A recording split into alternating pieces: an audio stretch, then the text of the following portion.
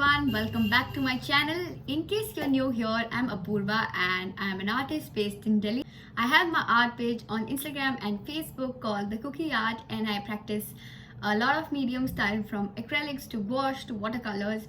And today we'll be talking about this new wash palette, which is the HIMI palette. My friend got it for me from the US, and we'll be unboxing this today, and I'll be reviewing, and I'll also be making a painting using these paints so that I can give you a full review of how I like them and how's their consistency and vibrancy and a lot of other things.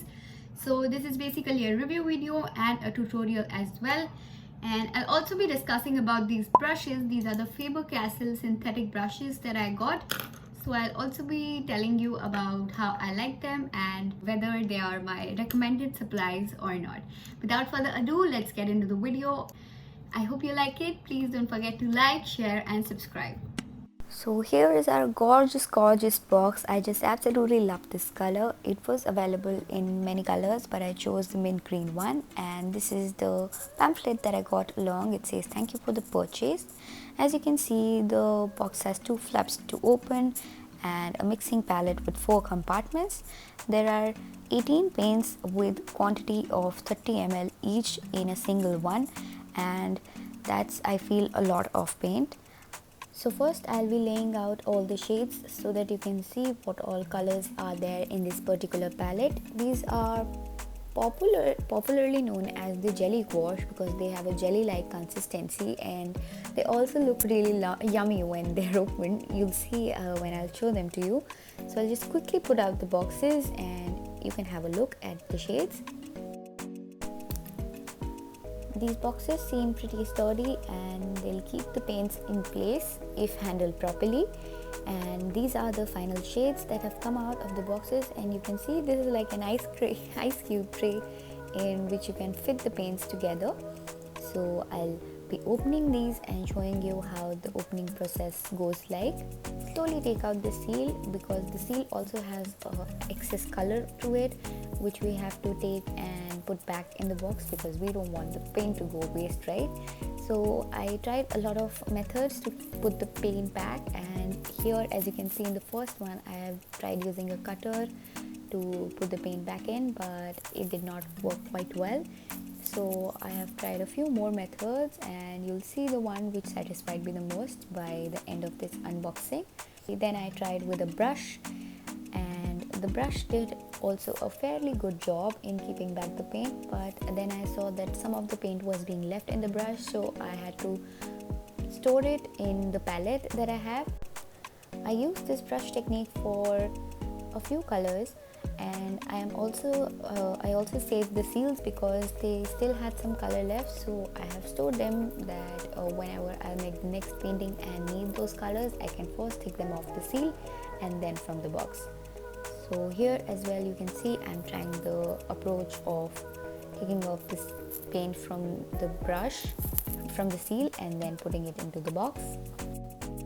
I definitely suggest you to tap the paint, tap the paint box before opening it so that the paint that is on the top tries to settle down.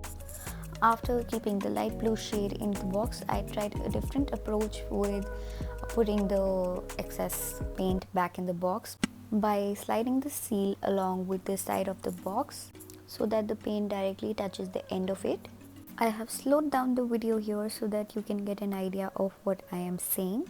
I hope it's easy to understand, but still, in case it's unclear, you can always drop me a DM and I can clear it out for you.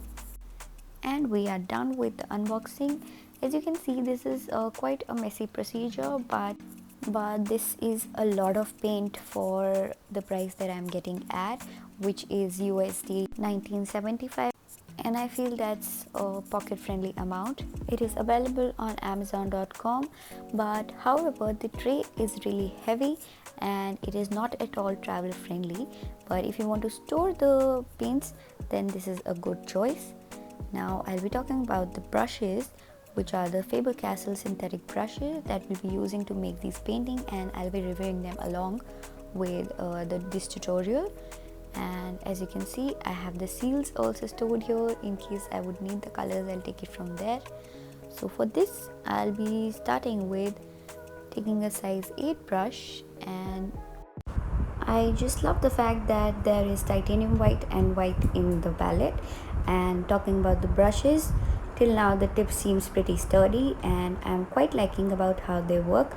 Switched from size 4 to 8, making a circular kind of structure which would be the moon of the night sky that I'm gonna make. And I'm picking up dark blue and circling it around the moon. This part is gonna make us understand the blendability and the layering of the colors together. Till now the texture of the color seems really smooth and soft. I'm again taking the Prussian blue, which is the deep Prussian blue, and I'll be blending these paints together to give a nice circular round effect around the moon. I would really love if you follow along the tutorial or try these tutorials. In case you don't have the same gouache set, that's completely okay. You can use acrylics or even watercolors for that matter of fact, or any other gouache set that you have to try out this painting. So as it must be clear by now, I'm just following the concept and the technique of layering the blues together so as to give a streaky effect to the night sky. The colors seem to blend well together. I am blending the two blues that we have, the ultramarine blue and the Prussian blue here, and they seem to go on pretty well with water and without water. Of course, a bit of water is required to blend them well together, and if you would add too much of water to them, they would start acting like watercolors. As you can see, I am slowly and steadily moving towards the moon, which is gonna be plain white with maybe a hue of yellow.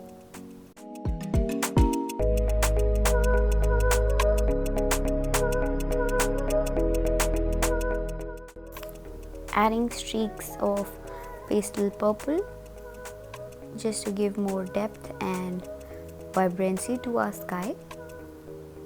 Since this is a night sky, I am varying between the shades of blue and purples here. And just a suggestion would be that you should clean your brush before dipping it into a lighter color, because this is one of the cons that you get with such kind of palettes, is that the darker color might transfer to the lighter color and make the color dirty, and we don't want that. So always clean the brush. However, we of course don't face this kind of problem using tube colors, because we can always pour the fresh color from the tube. But here we have the color in all together, so we must take care of this. I'm blending the white into the blues so that it gives a nice glowy effect around the moon. And as you can see, I am just randomly adding the strokes of white and purple. They are not specific so as to where I have to add them. It's pretty random. I'm just making sure that they are in the circular reflection effect. Giving some hints of yellow as well, just to give more depth to the moon and the reflection. You can also use gold instead of this if you have a metallic watercolor or acrylic paint, or even a gouache paint, whatever is handy. Using a size 4 brush here, and I'm really impressed with how the brushes are performing, and I'll definitely give them a thumbs up. Now that we are done with the sky, we'll move on to the water. First, I am gonna start off with our main hero of this painting, which is Prussian blue, and I'm just gonna spread that around because the shade of the water is really dark, and we'll be layering it with the waves and the reflection of the moon. So in this part also we'll get to know the layering technique and how the paints work when we layer them together. After roughly outlining the water area, I'm moving on to the ground, and first we'll finish that and then move on to the reflection in the water while the blue is drying. And as you can see, I'm just simply taking a lighter shade of green In case you don't have such kind of shade, you can take a light green and add some white to it, and it would give this pastel green kind of shade to you as well.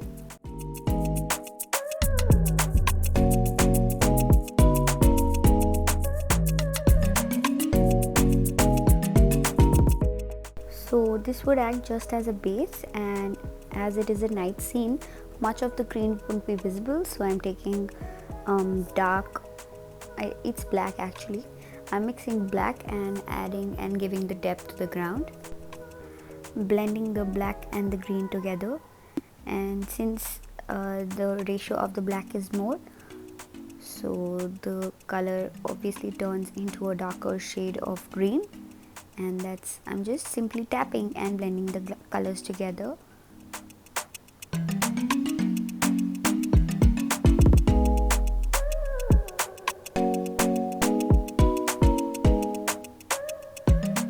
I'm just gonna leave the top of the ground with a little green because the moon's light is reflecting on it, so that's why it has a lighter shade to it.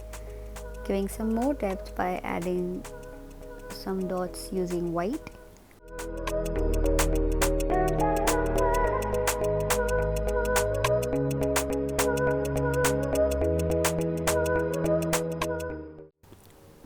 Adding a little lighthouse at the top of the ground using white.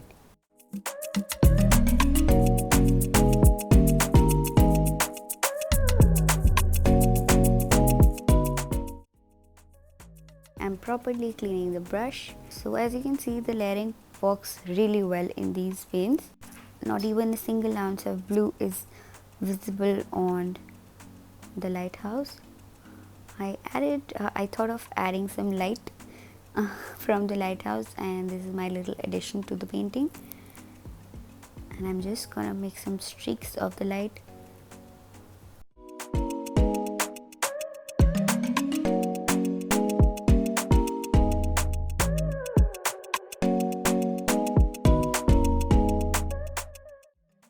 Using the shades white and yellow here. And now after this we'll start with the water. I'm just simply taking white paint. Make sure that your blue is dry by now. If it's not, then please wait for it to dry.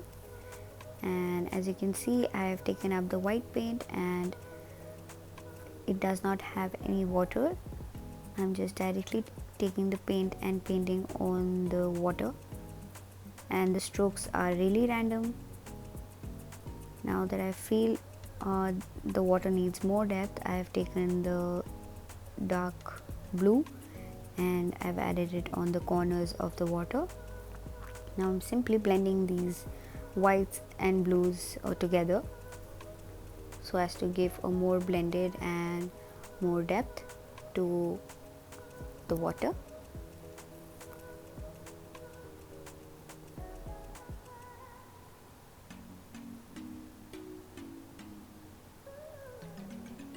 Taking some more fresh white paint, and according to the moon, I'm giving some more reflection to our subject.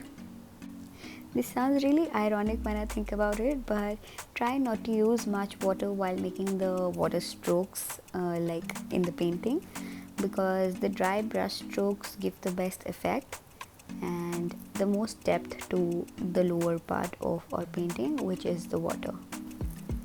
And as you can see, I'm just feeling the whole painting, and wherever I feel that there's the need of the blue, I'm adding blue, and wherever I feel there's the need of white, I'm adding white. And ta-da, we are done with the painting.